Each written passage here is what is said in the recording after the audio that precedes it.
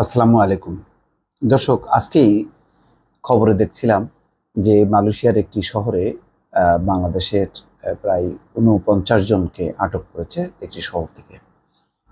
নিশ্চয়ই তাদের বৈধ কাগজপত্র পায়নি।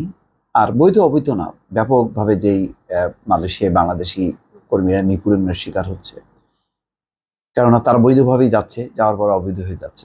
যে কোম্পানিতে দরকার ২০০ জন, সেখানে ৫০০ জন নিয়ে যাওয়া হচ্ছে। তো এটা তো এই নিরীহ এই গরিব কর্মীদের উপর দোষ চাপিয়ে লাভ নেই, কিন্তু আসলে তারাই দোষী হচ্ছেন।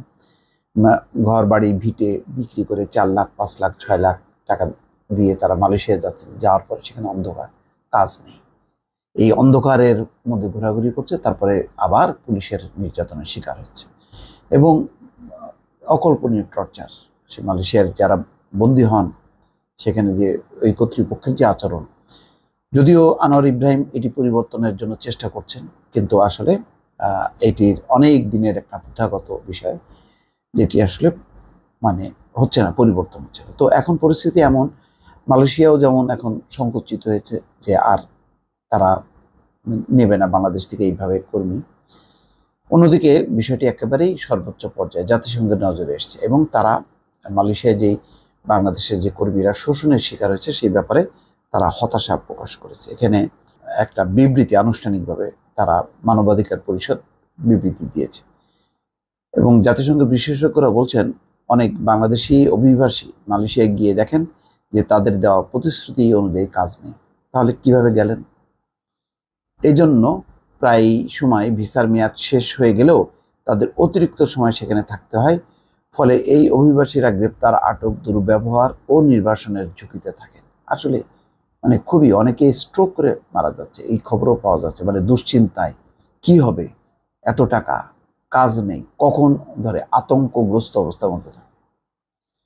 তারা উদ্বেগ প্রকাশ করে বলেছেন, মালয়েশিয়া ও বাংলাদেশে সক্রিয় অপরাধমূলক নেটওয়ার্ক অভিবাসী শ্রমিকদের প্রতারণামূলক নিয়োগের মাধ্যমে প্রচুর অর্থ হাতিয়ে নিচ্ছে। প্রায় সময় ভুয়া কোম্পানি কর্তৃক নিয়োগের কারণে অভিবাসী শ্রমিকরা প্রতারিত হচ্ছে। মোটা অঙ্কের অর্থ নিয়োগ ফি অর্থ ফি দিতে নিয়োগ ফি দিতে বাধ্য হয়, তারা ঋণের জালে আটকা পড়েন। এমন খবরও আসছে ২ দেশের সরকারের কিছু উচ্চপদস্থ কর্মকর্তা এসব কর্মকাণ্ডের সঙ্গে জড়িত। এটি অগ্রহণযোগ্য এবং এর অবসান হওয়া দরকার বলে মনে করেন বিশেষজ্ঞরা।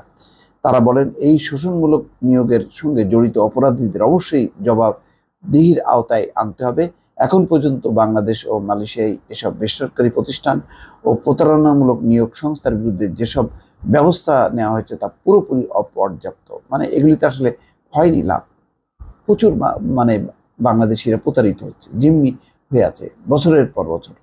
এদিকে অরক্ষিত এসব অভিবাসী শ্রমিকদের মাধ্যমে বিভিন্ন অপরাধমূলক কর্মকাণ্ড করানো হচ্ছে, এমনকি শোষণের খবর ফাঁস করায় অনেকে কঠোর প্রতিশোধের সম্মুখীন হয়েছেন। এমন ভয়াবহ পরিস্থিতি সামাল দিতে মালয়েশিয়া ও বাংলাদেশকে তদন্ত করার আহ্বান জানিয়েছেন জাতিসংঘের বিশেষজ্ঞরা। এগুলি তো আসলে শস্যের মধ্যেই ভূত। কে তদন্ত করবে, কারা তদন্ত করবে, কোন বাংলাদেশ কর্তৃপক্ষ আর কোন মালয়েশিয়ার কর্তৃপক্ষ? সব তো মিলেমিশে সিন্ডিকেট করে এই সমস্ত, সেগুলো তো একদিন না, অনেক দিন থেকে। লাভ নেই এগুলি।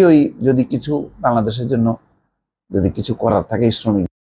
দর্শক ভালো থাকবেন, আল্লাহ হাফেজ।